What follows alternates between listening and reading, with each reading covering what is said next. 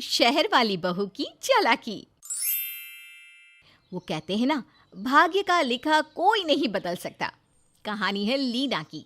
पढ़ी लिखी लीना बहुत एडवांस ख्यालों की लड़की थी।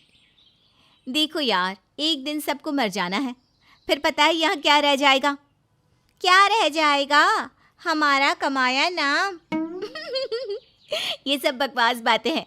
यहाँ रह जाएगा तो सिर्फ जमीन, खेत, खलियान, मकान। तो जीवन में ये है तो सब है। लीना की सोच एक नंबर की लालची, पैसों की भूखी।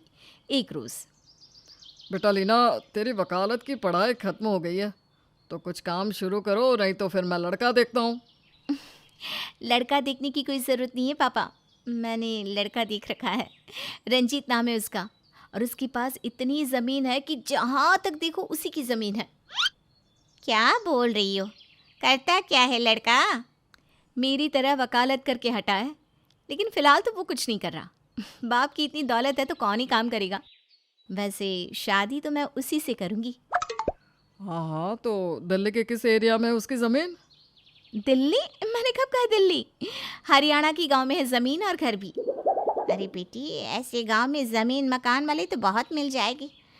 यहाँ कहाँ क्या करता है? तुम गांव में तो नहीं रहने का सोच रही ना? देखो माँ, तुम ना दिमाग की दही तो मत करो, बस जाकर बात कराओ, शादी फिक्स करो। कोई और लड़की ले गई ना तो मैं तो हाथ मलती रह जाऊंगी। ज़मीन जाने के अफसोस से कहीं मर ना जाऊं। लीना, तू उस लड़के से शादी करना चाहती है या उसकी ज़मीन से? ऑफ कोर्स ज़मीन से। लड़के का क्या अचार डालना है? लीना चली जाती है, लेकिन माँ और पिता को चिंता होती है कि लीना की सोच कैसी है। और लीना की शादी हो जाती है रंजीत से। शादी के बाद रंजीत उसे बम्बई, दिल्ली और बड़े बड़े शहरों में घुमाता है। लेकिन फिर एक रोज़, देखो रंजीत, बहुत हो गया, मुझे वो देखना है जिस पर बात हुई थी ना, तुम्हारा गाँव।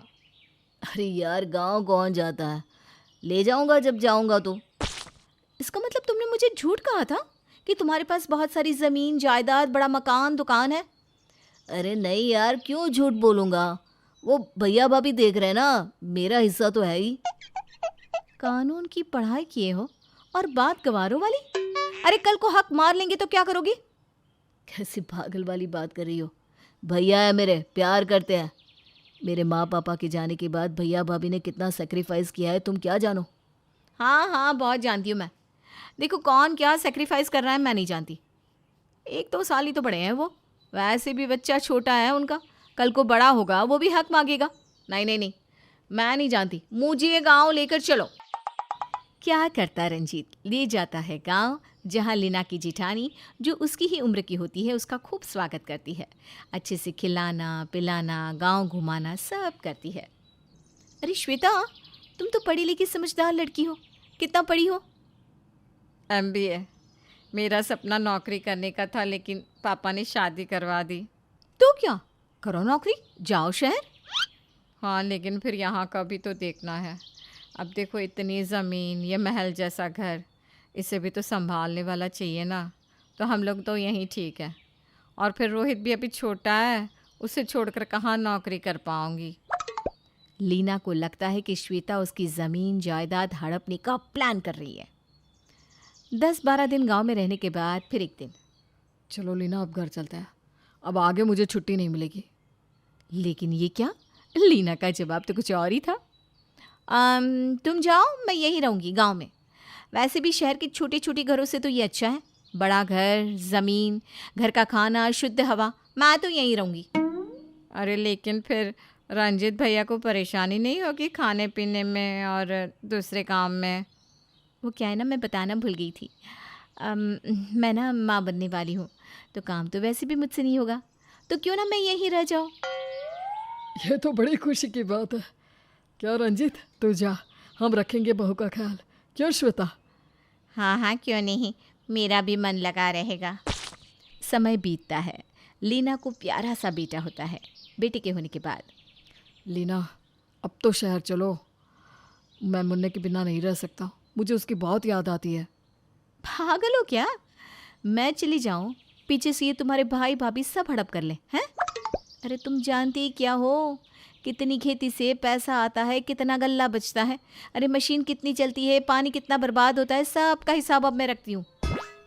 रंजीत बहुत समझाता है लेकिन लीना नहीं मानती। रंजीत बाहर आकर ड्राइंग रूम में बैठा होता है कि उसका भाई सुजीत आता है, साथ में होती है श्वेता। भाई वो क्या ना, तू तो जानता ही है कि श्वेता का जॉब करने का कितना मन था, लेकिन यहाँ के जिम्मेदारियों के कारण मुझे गांव में ही रहना पड़ा।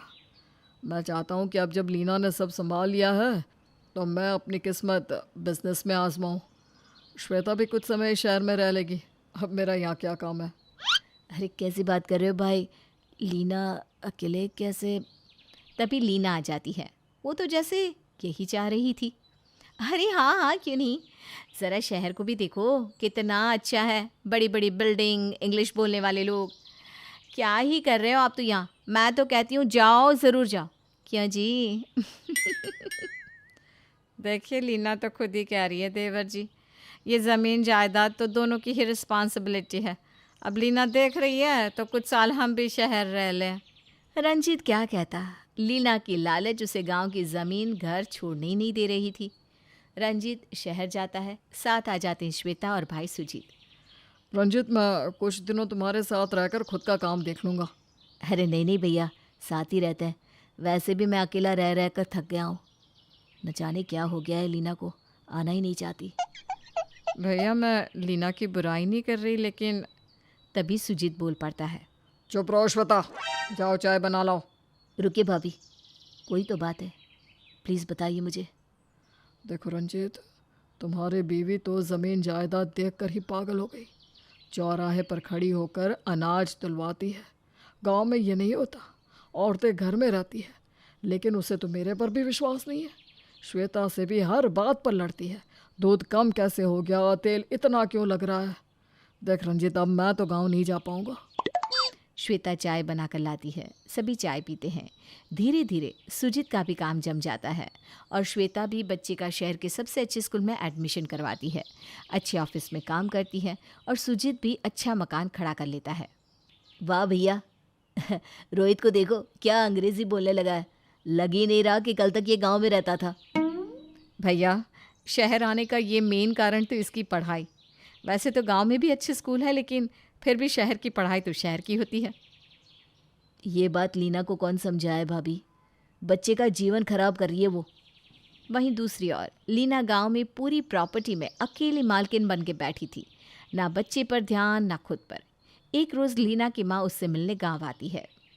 ये क्या हाल बना रखा है लीना, कैसे कपड़े पहने, बाल कहाँ जा रहा है और लल्ला कहाँ है? पास में ही लीना का बेटा ज़मीन में मिट्टी में खेल रहा था। और ये नौकरों के बच्चों को मुंह ना लगाया कर, कल को यही तेरे बेटे के साथ भी खेलेगा। क्या है माँ, कुछ भी, यही तो है मेरा बेटा, तेरा लल्ला। हाय रे, लीना ने तो शहर की परवरिश को कहाँ फेंक दिया। माँ तो समझ ही नहीं पाती कि इतनी ख्वाहिश के साथ बेटी को पढ़ाया लिखाया था, लेकिन आज वो ये क्या कर रही है। चंद ज़मीन के लालच में वो कैसे बच्चे को लेकर अकेली गांव में बैठी है। अरे बेटा ये ठीक नहीं है, ये क्या हाल बना रखा है, दामाद जी भी यहाँ नहीं रहते क्या? क्या हाल माँ? तुझे ना एक चीज़ दिखाती हूँ। लीना माँ को लेकर छत पर जाती है।